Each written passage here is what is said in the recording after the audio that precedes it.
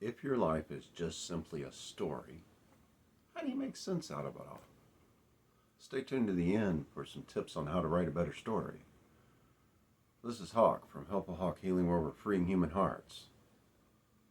In the description below, you'll find a link to the rules of the mind that will help you understand a little better about things that we're talking about here.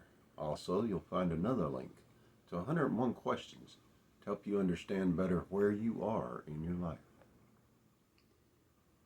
We are told that life is but a dream, and dreams are stories. They don't always make sense.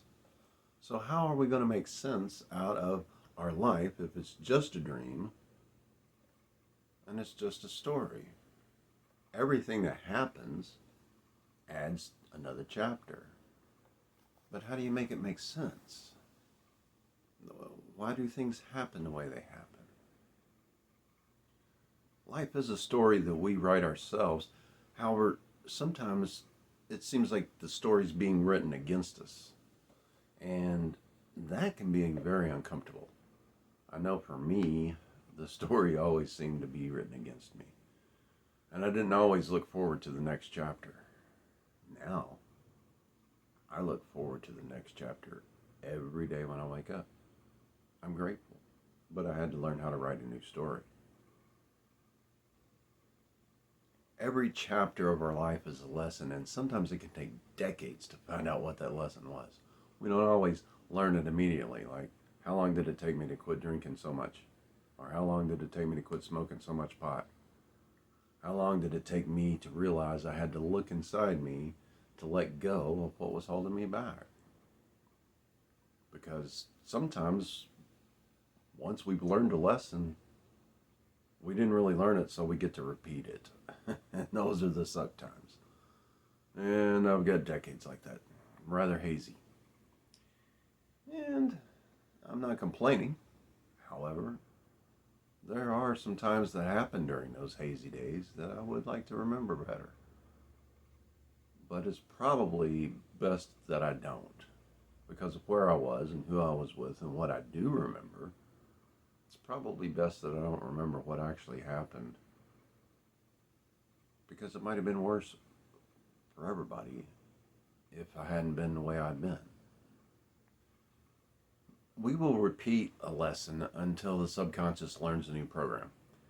And the way we learn things is by repetition. And until we get tired of these things repeating over and over, until we work on changing the program, life's going to be set on endless repeat. And how many times do you got to wake up at the bottom of the puddle to realize you don't want life to suck anymore? Thank you for pressing the like button. The algorithm likes it. I appreciate it. The subconscious doesn't like to change. Once our programs are set when we're young, it likes to stay the same. It likes things to be predictable. So it takes a lot of repetition. I'm enough. I love myself. I am free and unshakable. I've been doing that for years, and still parts of me don't feel quite as free as I would like them to. But I'm not going to stop just because I haven't gotten there yet. There's some of my yoga poses that I've been working on for nearly a decade, and I still haven't gotten there. I'm not going to stop. I'm going to keep going. Because keeping going is the only thing I know how to do. Sometimes I do stop and take stock of where I am, make sure I'm going in the right direction. But the mind learns by repetition, so you have to keep repeating and repeating and repeating and repeating and repeating and repeating. That's how we learn. In our story, some of the characters change, and some of the characters change roles, and sometimes we get new characters that fill in old roles, or sometimes we get new characters entirely. The thing about it is life is change, whether we like it to or not. Life can be very unpredictable outside of us. So what we have to do is work on controlling our inside and controlling our narrative. We have to work on writing the story we want. Now, it may not always happen exactly the way we want it, but usually by the time we're looking back, we find out if it didn't happen the way it happened, we wouldn't be where we are, and we wouldn't have learned the lesson we needed to learn, and we wouldn't be who we're with. Most importantly, we wouldn't be who we are.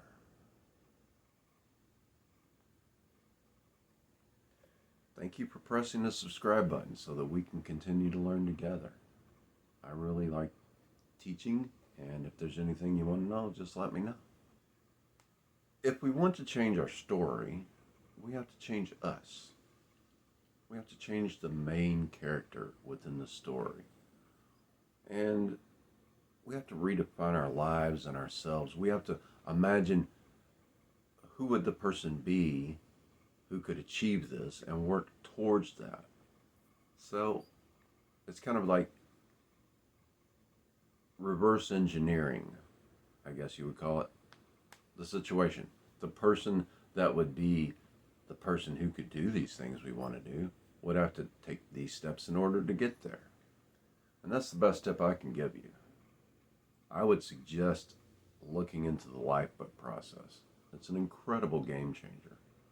I don't know where I would be without my life book, and I don't want to know. By living the 5 agreements, we get to choose a better plot line, and we get to choose better characters around us. By always being impeccable with our word to and about ourselves and all others, well, that takes care of 80% of it. Never taking anything personally, ever. And that can be very difficult, I agree, is another 10%. Never making assumptions. We don't know everything that's going on just by what we see. Our conscious mind is only working at 40 to 100 bits per second, and our subconscious mind at 4 to 10 million bits per second. And the non-conscious mind, well, who knows how many trillions of bits per second it's going at. So if we assume we know something, it doesn't mean we know what's going on. But then that brings us to the 4th one, which is always do your best. Realize your best of yesterday may not be your best of today. And it may not be your best of tomorrow. Maybe even your best today is not your best of yesterday or tomorrow. Maybe today you're giving your absolute best and tomorrow you won't be able to. But always do your best in the moment. Whatever is the best you can do in the moment, always do it. And always remain skeptical. Remaining skeptical is not a bad thing if you do it properly. And the way to do that is realize you don't know what you don't know. You don't know what things are out there to be known. So, always remain skeptical, because I don't know what I don't know. I'm willing to learn. Another tip is meditation. It helps us find our center, helps us remain in our center, helps us learn to be aware of what's going on within ourselves in any given moment. And it also helps us with agreement number 2 of never taking anything personally by remaining in our center no matter what's going on around us. It doesn't take that long training ourselves to be able to meditate. It's not a mind wiping. It's sitting back and observing. And the things that come up, we can ask, why did you come up? And oftentimes we'll find the reason for it. Another great way to add really beautiful chapters to your story is forgiveness. Forgiving yourself, forgiving others. It's very important to let things go, no matter what it is. And I know it can be difficult. There's some things I'm still working on. However, let things go. Don't forgive and forget. Don't forget the rattlesnake is poisonous. Just forgive it that it did try to bite you. But if it tries to bite you again, get rid of it. Forgive the rattlesnake its nature, but don't forget it's poisonous, and don't invite it to your campfire. Having gratitude for everything we have experienced, are experiencing, or will experience is the key to everything. And that is one of the greatest keys to forgiveness, is being grateful for the experience that got us here. Because I wouldn't be who I am if I changed any of the experiences that happened in my life. So I'm very grateful for all of them, even the painful ones, especially some of the most painful ones, because I wouldn't be sitting here talking with you if it wasn't for those painful experiences. I wouldn't be able to work with my clients if it wasn't for those painful experiences. Thank you for sharing so that others can learn. I really like doing this, or I wouldn't be doing this. And I know there's been some inconsistency sometimes. However, things happen in our lives. And those things can cause problems. They can cause difficulties. We can forget where we are. That's where we forgive ourselves. Thank you for commenting. If you have a question, ask me. If I don't know the answer, we'll find it out together. It's not really that hard. Thank you most of all for any healing you're doing. I really appreciate that. And remember, repeat, I am enough, I love myself, I am free.